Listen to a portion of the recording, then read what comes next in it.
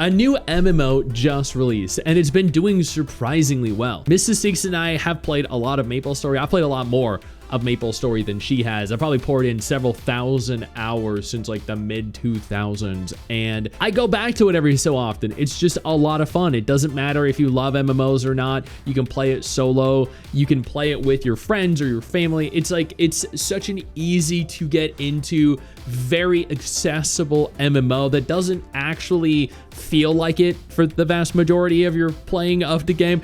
Souls Remnant just released and is honestly exactly like it, with the exception being the graphical style, because MapleStory has beautiful 2D anime characters, especially the female characters, and the abilities look pretty and get pretty overwhelming. But Souls Remnant feels, I don't know, it feels like MapleStory, but at the same time, it feels like something more grounded, not anime, if you understand what I mean.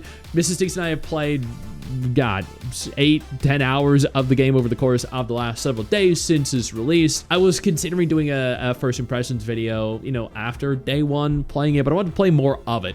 We spent like 5 hours just in the first area, the plains, and we ran, I think, 5 dungeons total. We grinded for hours and hours, did the shepherd's quests, talked with other people, and we had a ton of fun. Like, genuinely, we had a lot of fun. This might be one of the more enjoyable MMOs that we've played in recent memory. Well, at the very least, I enjoyed it. She enjoyed it up until the point she realized, oh God, there's a lot of jumping involved. And there really, really was. This looks like an MMO and then plays like a platformer.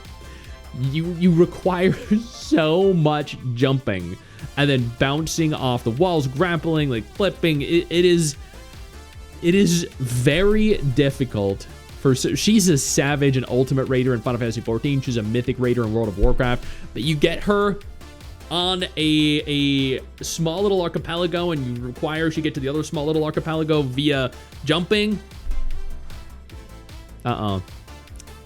It just ain't gonna happen. She would rather do an ultimate fight and spend 3 months grinding that than taking the time to just figure out how to make that jump. I feel like half of our playthrough, half of the 8-10 hours of playing was me standing there recording it, being like, oh God, babe, do you want me to do the jump for you? Do you want me to do the jump for you? And her being like, no, I got this. I got this. You're recording it. I need to make sure I look good. Marriage, am I right? And then I mean, like, again, she is an incredible gamer. She's so much better at PvE than I am, so much better at dungeons, so much better at raids, so much better mechanically and functionally, not in PvP and not at jumping. This game, though, it really genuinely captivated me and enthralled me, and I think I'm going to keep playing it for the foreseeable future periodically. It functions just like MapleStory. There's a big overworld map.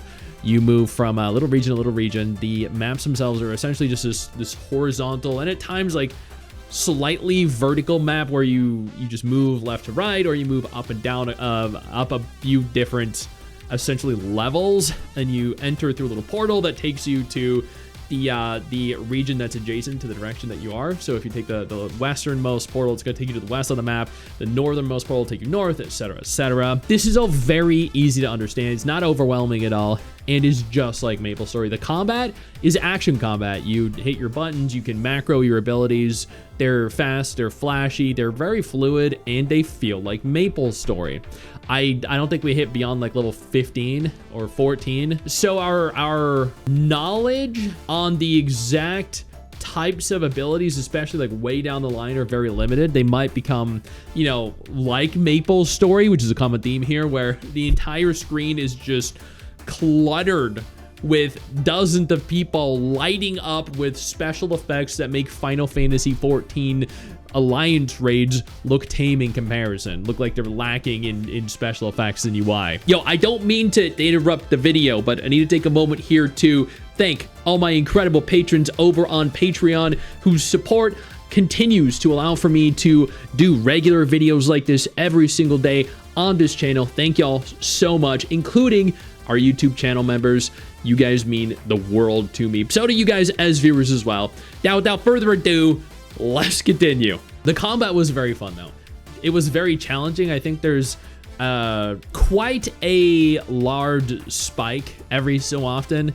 You'll hit like level 4, and then you go to a new area, and they drain your HP so rapidly, and then you enter dungeons, and then the bosses there almost two-shot you, and it is a lot of fun, especially playing with another person. She played healer, I played melee DPS, which made it great because I had a taunt ability, and I would continue to taunt not only enemies, but the bosses to keep them off of her, and then she would use heals, and I'd use potions to keep myself alive. That right there, that is the kind of co-op that I really like and enjoy in MMOs, and that just wasn't really present. Like when we played other new MMO releases, they just didn't, I don't know, like they didn't have that same difficulty or that same like multiplayer component that we just love in MMOs. It's one of the reasons we love survival games so much, because you were largely dependent on one another.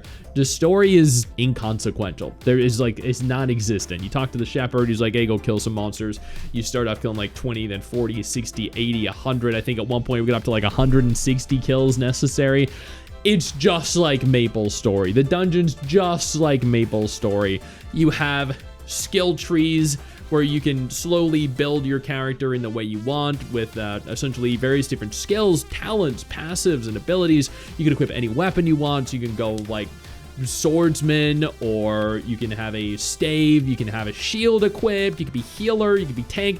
There's a lot of depth, there's a lot of diversity, and there's a lot of complexity involved in building your character. And I think all of this makes for a very fun, very deep game that gives you a lot of class identity, because you can be a class, but also kind of spec into something different so you feel like a different class. Or at the very least, you feel more unique and less copy pasta from someone else. There's a gearing system there.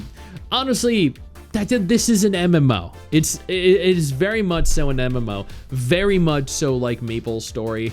And while there's a lot of depth and complexity to the class system, a lot of class identity, lots of different very cool dungeons you can do and beautiful areas to explore, there's a lot of jumping puzzles, there's really no story, there's no voice acting, there's just kind of grinding. That's all you really do. It ultimately ended up being a lot of fun. There's a cash out present. I didn't really see anything pay to win in there. I think someone told me that it was pay to win. I don't know in what way it is. After going through for several minutes, I didn't see anything that was like outright just blatantly pay to win. And honestly, given that this is a free to play game, that kind of surprised me. I saw a lot of cosmetic options, which was great. I saw a lot of people buying the cosmetic options too, because like half the people I feel like I saw out in the world were all looking awesome. I just looked like this little black shadowy thing with white hair. That was it. But I think ultimately this is probably the most fun MMO I've played this year. I dare say the most fun MMO I've played this year, which is kind of crazy because I think this was done by like one dude. This definitely shattered my expectations. Saying that it shattered my expectations would be underselling it. I went in expecting something terrible and came out having had, you know, nearing a dozen hours of fun. Now, it might eventually grow to be tiresome because MapleStory really did. The grind in that game was atrocious, and I'm assuming given this is MapleStory adjacent, it's probably going to fall into the same issues, have the same pitfalls that MapleStory does. But at the end of the day, like, who really cares? You have fun with it. Have fun while you can, and then when you no longer have fun, you just stop. You leave. That's it.